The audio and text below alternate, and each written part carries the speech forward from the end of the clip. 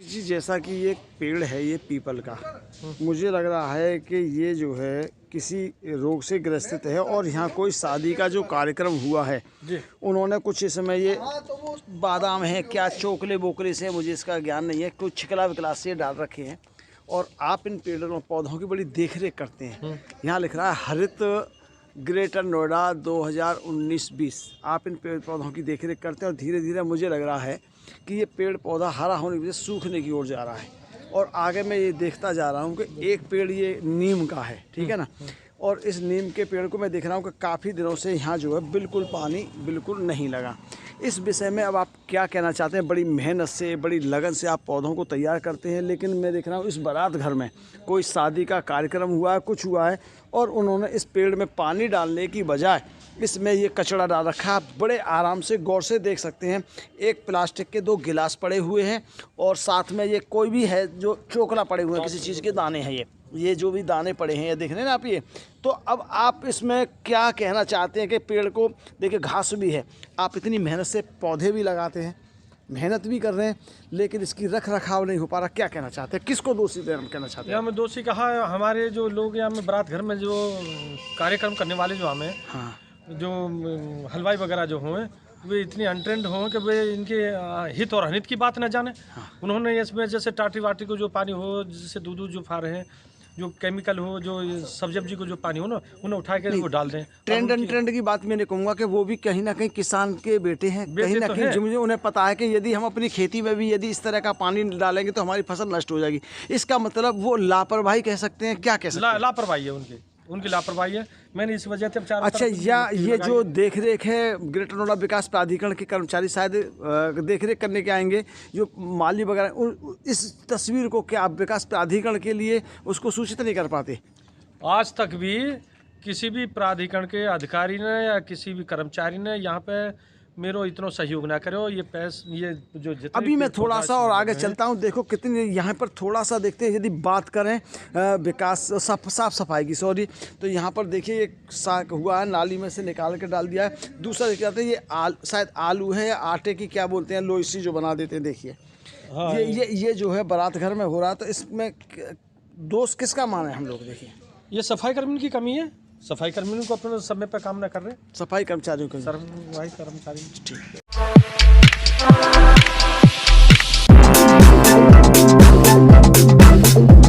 जी, ये जो पीपल का पेड़ है इसमें ऐसी क्या खासियत है जिसकी आप विशेषकर चर्चा कर रहे हैं, यहाँ मुझे लेकर आए हैं? विशेष चर्चा ये है कि ये जो पीपल को जो पौधा ये हमारे बारात घर जो है, बारात घर की दीवार में उगे हुए। अच्छा। और मैंने वहाँ से जड़ में से निकाल के पौधा को उसको तब ये पौधा को लगाया हुआ है। कितने साल को पौधा लगाया? ये किस साल का हो गया? ये ज़्यादा भी 1.5 साल का है वो पौधा। अच्छा, 1.5 साल का है। इस समय मैं सेक्टर बीटा के बारात घर के सामने खड़ा हूँ, घूम रहा हूँ, देख रहा हूँ कि ठंड के दिनों में अक्सर यहाँ पर जो पॉल्यूशन की बड़ी परेशानी होती है। जैसे आप भी 60+ हैं, सीनियर सिटीजनों को सांस लेने में काफ़ी परेशानी होती है। ये बात उठती है कि पॉल्यूशन को कैसे ख़त्म किया जाए। हम देख रहे हैं कि छोटा सा पेड़ है, इसके पानी तो किसी ने लगाया है पर निराई गुड़ाई नहीं हो रही, पानी तो लगाया है पर निराई गुड़ाई जैसे होनी चाहिए नहीं हो रही।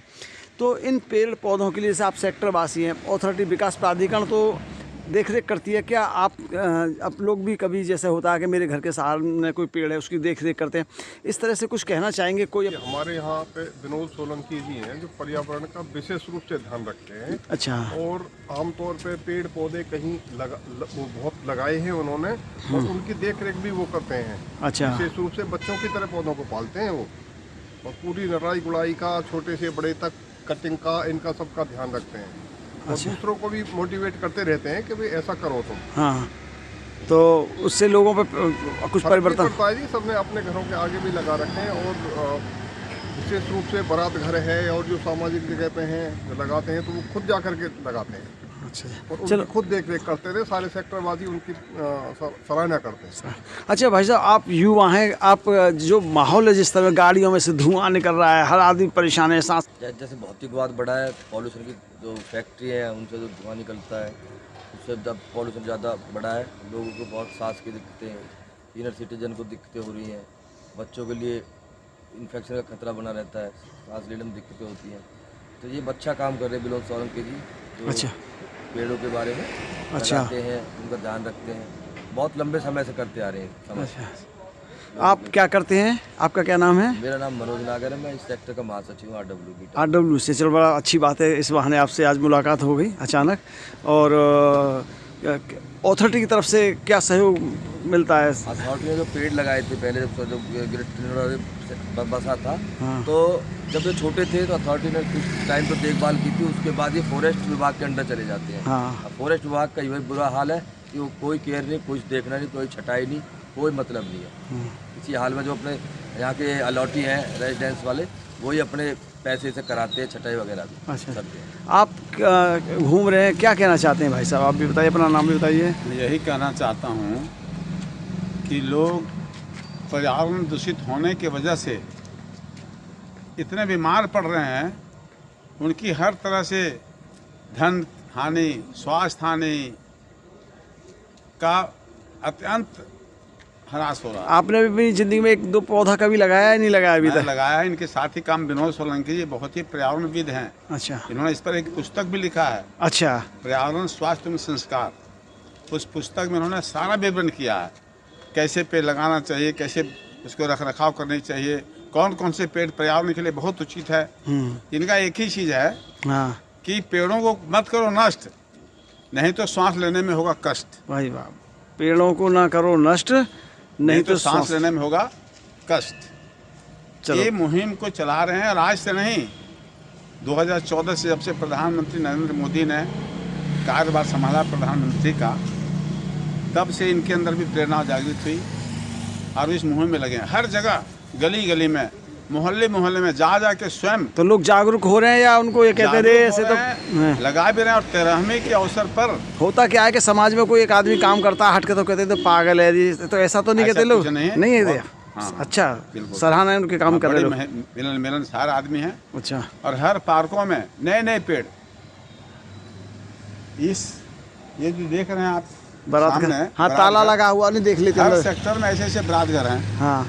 उन बारात घरों में पूरा पेड़ पौधों से भर दिया इन्होंने। अच्छा। और स्वयं आके सिंचाई भी करते गर्मियों में, ढिलाई सिंचाई, अकेला आदमी फिर भी, और हम लोग रहते हैं साथ साथ में, लेकिन इनका विशेष योगदान रहा है। चलो, बहुत बहुत धन्यवाद। पर्यावरण की रक्षा के लिए पेड़ पौधों की तरफ लोग ध्यान दें, अपने पुत्रों की तरह पालें, लगाएं, ताकि हमारे बाल बच्चे स्वस्थ रहें, हम लोग सुखी मार्ग पर आगे चलें।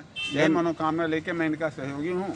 और ये बेचारे पंडित जी, ये जो हम पेड़ देख रहे हैं पीपल का, एक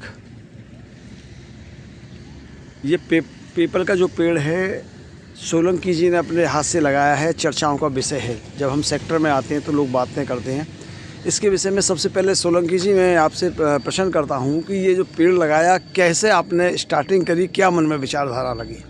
ऐसा है, 2014 में मेरी बेटी के कैंसर है, 1 साल की बच्ची के। जी। तो हम उस टाइम पे उसको इलाज कराने के लिए राजीव गांधी रोहिणी में जो हॉस्पिटल है राजीव गांधी, उसमें हम उससे लेके गए वहाँ। तो जब वहाँ हम रहे तो वहाँ में आँखन में थे, हमारे में थे, चिरमराहट से मरे, और दिल में बेचैनी सी होने लगी, परेशानी होने लगी। तो वहाँ हमें लोगों से पूछी, ऐसी परेशानी तो मुझे कभी भी ना हुई जैसी परेशानी आज है रही है। तो वहाँ लोगों ने बताया कि यहाँ प्रदूषण की वजह से रही है। तो मेरे मन में ये जिज्ञासा उठी, मैंने कि जब प्रदूषण की समस्या दिल्ली में आज इतनी है, तो कल को नोएडा की भी दशा होगी। तो हमें पर्यावरण के प्रति लोगों को जागरूक करना चाहिए, पेड़ पौधे लगाने चाहिए और लोगों को जागरूक करना चाहिए। तो उसी टाइम पे वहाँ पीपल को पौधाओ जी।